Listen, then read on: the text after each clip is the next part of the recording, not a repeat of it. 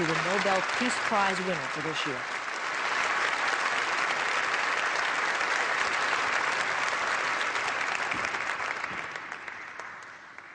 Your Majesties, Your Royal Highnesses, distinguished members of the Norwegian Nobel Committee, citizens of America, and citizens of the world.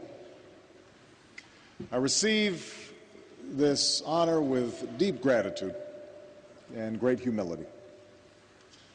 It's an award that speaks to our highest aspirations, that for all the cruelty and hardship of our world, we are not mere prisoners of fate.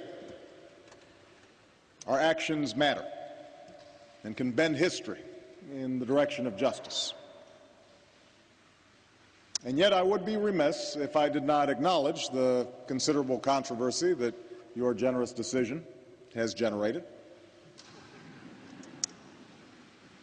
In part, this is because I am at the beginning and not the end of my labors on the world stage.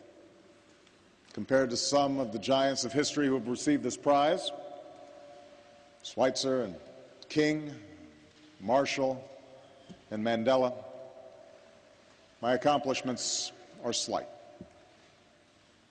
And then there are the men and women around the world who've been jailed and beaten in the pursuit of justice. Those who toil in humanitarian organizations to relieve suffering.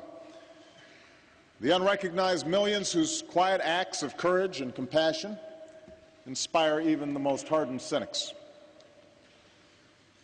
I cannot argue with those who find these men and women, some known, some obscure to all but those they help, to be far more deserving of this honor than I. But perhaps the most profound issue surrounding my receipt of this prize is the fact that I am the Commander-in-Chief of a military, of a nation, in the midst of two wars. One of these wars is winding down. The other is a conflict that America did not seek, one in which we are joined by 42 other countries, including Norway, in an effort to defend ourselves and all nations from further attacks. Still, we are at war, and I'm responsible for the deployment of thousands of young Americans to battle in a distant land. And some will kill, and some will be killed. And so I come here with an acute sense of the costs of armed conflict, filled with difficult questions about the relationship between war and peace and our effort to replace one with the other. Now, these questions are not new. War in one form or another appeared with the first man. At the dawn of history, its morality was not questioned. It was simply a fact, like drought or disease. The manner in which tribes and then civilizations sought power and settled their differences. And over time, as codes of law sought to control violence within groups, so did philosophers and clerics and statesmen seek to regulate the destructive power of war.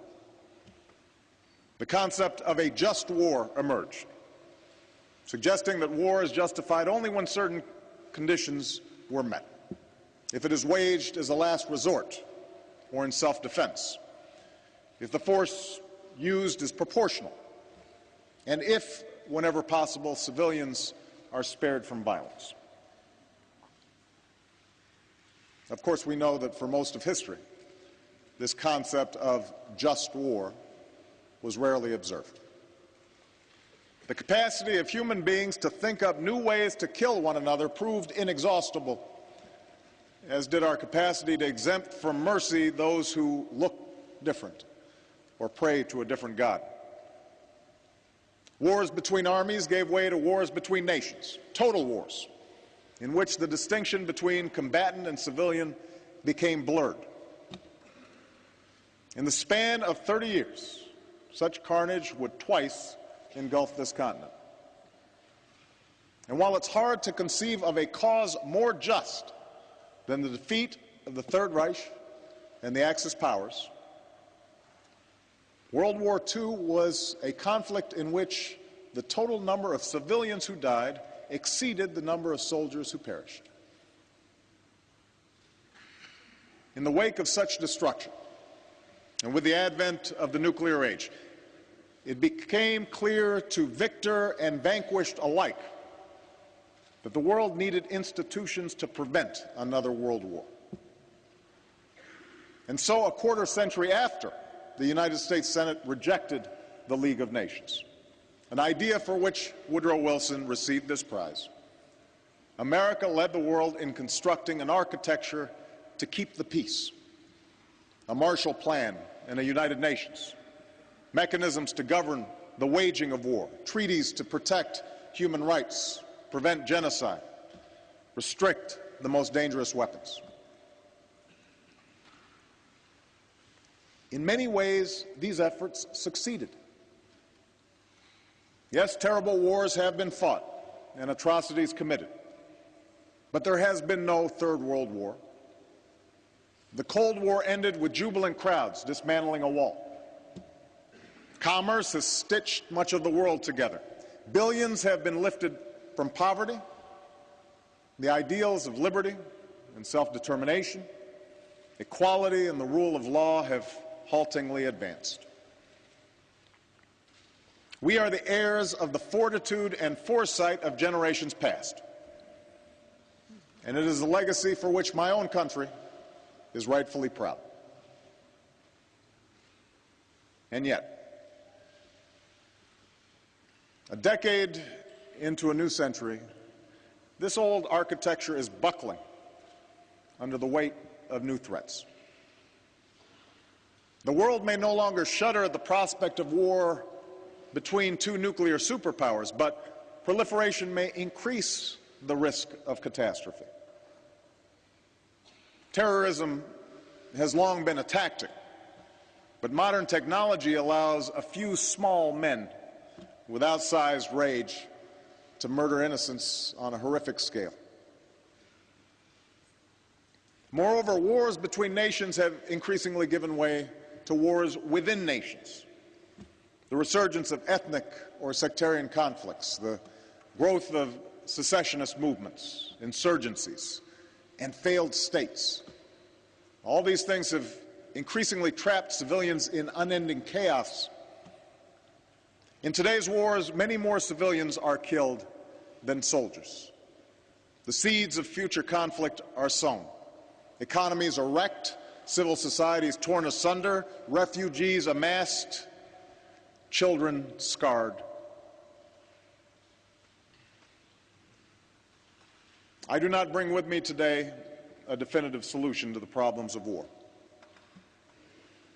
What I do know is that meeting these challenges will require the same vision, hard work, and persistence of those men and women who acted so boldly decades ago. And it will require us to think in new ways about the notions of just war and the imperatives of a just peace. We must begin by acknowledging a hard truth. We will not eradicate violent conflict in our lifetimes. There will be times when nations, acting individually or in concert, will find the use of force not only necessary, but morally justified. I make this statement mindful of what Martin Luther King Jr. said in this same ceremony years ago. Violence never brings permanent peace. It solves no social problem. It merely creates new and more complicated ones. As someone who stands here as a direct consequence of Dr. King's life work, I am living testimony to the moral force of nonviolence. I know there's nothing weak, nothing passive, nothing naive in the creed and lives of Gandhi and King. But as a head of state sworn to protect and defend my nation, I cannot be guided by their examples alone.